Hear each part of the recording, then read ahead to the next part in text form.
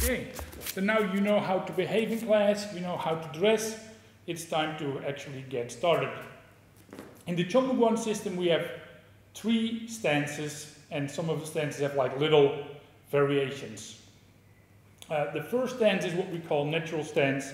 So it's your feet shoulder width together, your hands either by your side, in front of you is okay, or to the back. So this would, if you're listening to your teacher standing in class, this would be a good position. This is like the normal natural stance, and this is more the polite natural stance. Okay?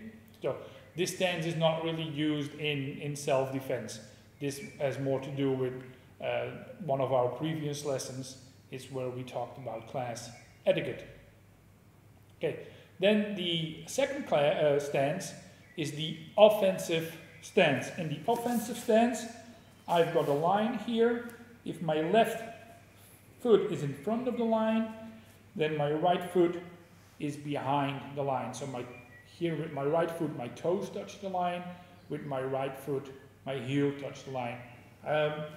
Some people prefer it a little bit wider, so let's say about 5 centimeters before and after the line.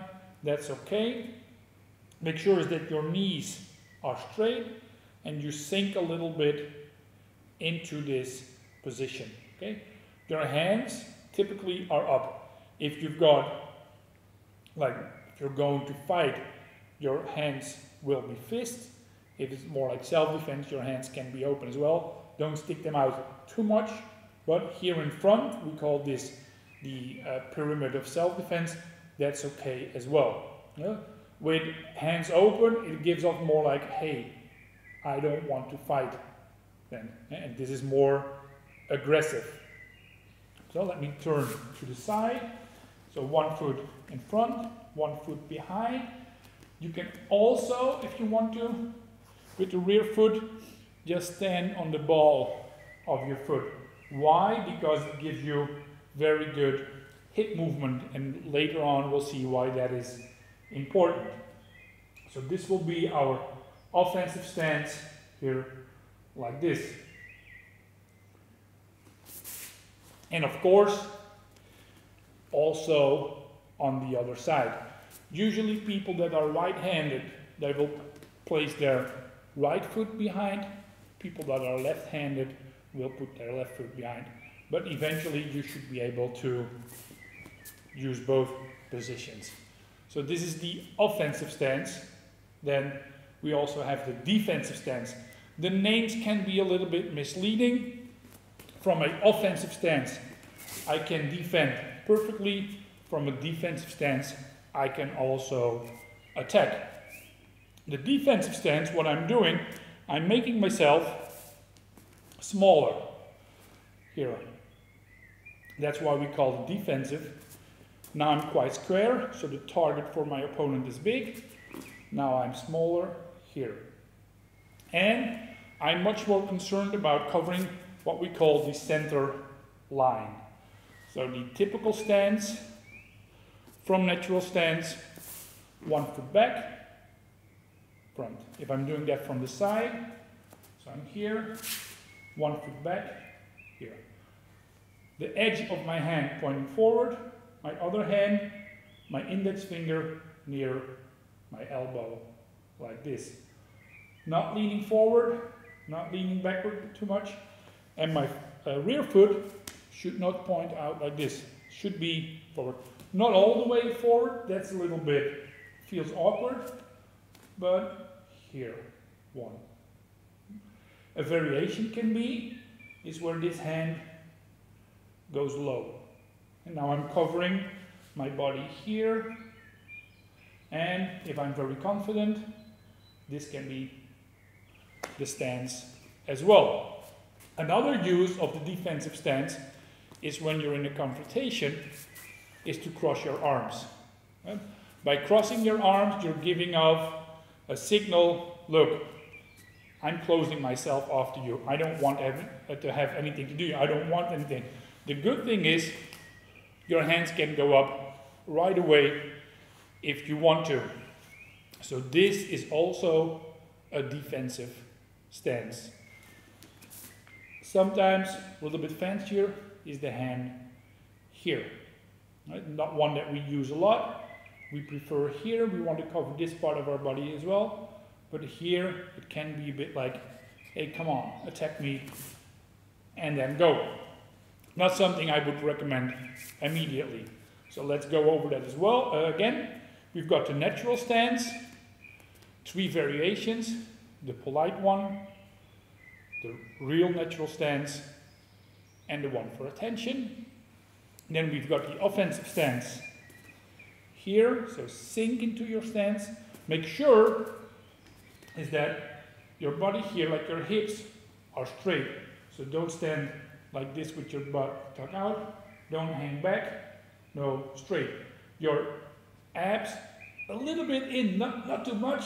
It's not like where I can't breathe anymore, but abs a little bit in, chin tucked in. 1. So here, I can do it with fist. I can do it with hands open. I can do it with hands forward here. Fingers not too wide, you know, you don't want someone to grab your fingers or like hit your fingers real hard. It can hurt a lot, but here, like half closed, 1.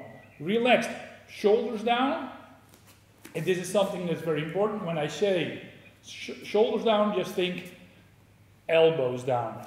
It's quite difficult if my elbows are up to keep my shoulders up as well. If my elbows go down, my shoulder goes down. And shoulders down means relaxed shoulders, and relaxed shoulders means is that you can move more easily. So we want to be relaxed. Yeah? This is just a stance, but we don't recommend just standing still, you know, but you should be able to move. But that's something like in the next lesson when we're talking about steps, we'll cover that. And then the defensive stance, traditional one, closing off the center line, lower arm one, and then we have a few fancier ones, and last but not least, the closed arm ones. There are more stances, especially people who get into forms. They will learn quite a few more stances, and sometimes like, oh, this might be the traditional stance, some you go just a bit deeper, stuff like that. What's important about your stance is what we say is your base.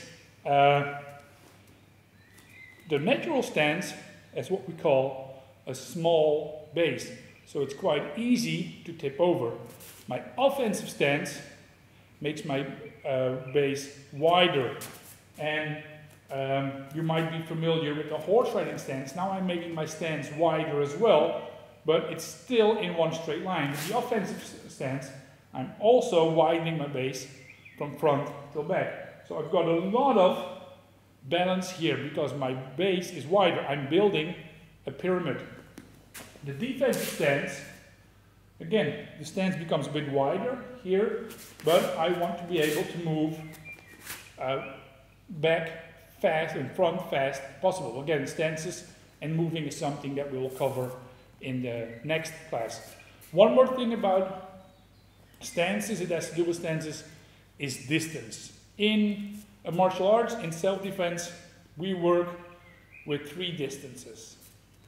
The first distance is if I stick out my arm, and let's say my opponent is over there, and he also sticks out his arm, this is like the minimum safe distance or the long distance. Of course, further away is even safer, but the minimum safe distance, distance number 3, is 2 arm lengths away from each other. It means that if we're 2 arm lengths away, my opponent cannot hit me directly. He has to step forward first before he can actually hit me. So that gives me time to respond and step back. So if I'm taking Bob here, 1 arm length, 2 arm lengths. So if I'm the aggressor, I can now not kick Bob immediately. I have to step forward and then I can kick. So the fact that I have to step forward gives Bob time to react. That's why we call this the minimum safe distance or just the safe distance. A very important stance. In safe distance, I want to be able to move fast. So if I'm in safe distance and I assume a very deep, wide position, it kind of like immobilizes me to make fast movements. So you will see is that when you're far away, with your defensive stance, it enables you to move fast. Where the closer I get to hand distance number 2, it's like the striking distance, I want to use my hips. That's why we use the offensive stance. And in 1 is where the throwing and the action takes place.